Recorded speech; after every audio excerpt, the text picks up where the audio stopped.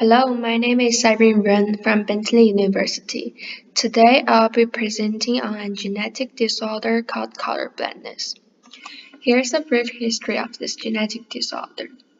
The first scientific paper on the subject of color blindness, the extraordinary facts relating to the vision of colors, was published by the English chemist named John Dalton in the year 1798, after the realization of his own color blindness. Because of Dalton's work, the general condition has been called Daltonism, although in English this term is now used only for Daltonopia. Color blindness is also known as color vision deficiency. It is the decreased ability to see colors or differences in colors. Red-green color blindness is the most common form, followed by blue-yellow color blindness and total color blindness. Red-green color blindness affects up to 8% of males and 0.5% of females in the world. Red-green color blindness is generally an inherited genetic disorder. It is most commonly inherited from mutations on the X chromosomes, but the mapping of human genome has shown there are many causative mutations. Mutations capable of causing color blindness originate from at least 19 different chromosomes and 56 different genes.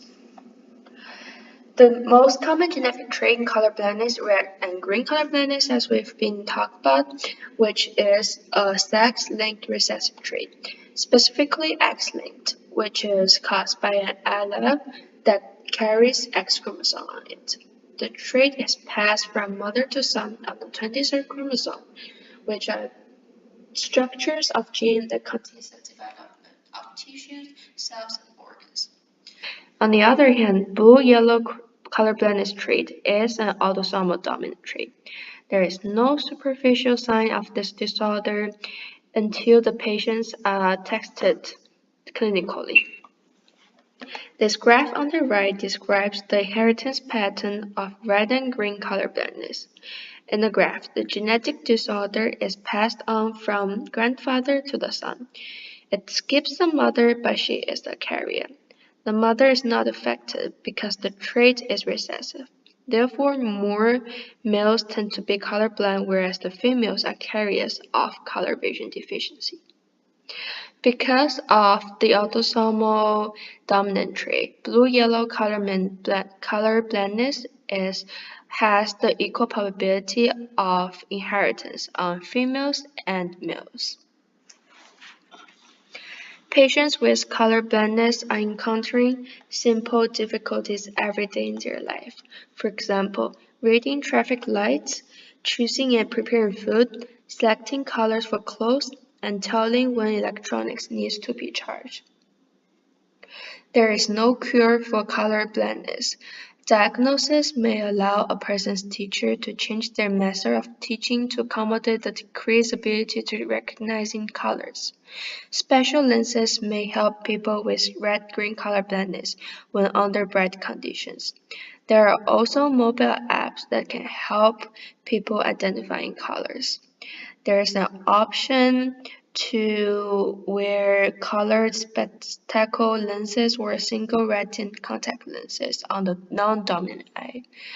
This may improve discrimination of some colors, but at the same time it makes other colors to be more difficult to distinguish. Being colorblind may make people ineligible for certain jobs in certain countries. This may include being a pilot, train driver, and working in the armed force. The effect of colorblindness on artistic ability, however, is controversial. The ability to draw appears to be unchanged, and the number of famous artists are believed to have been colorblind.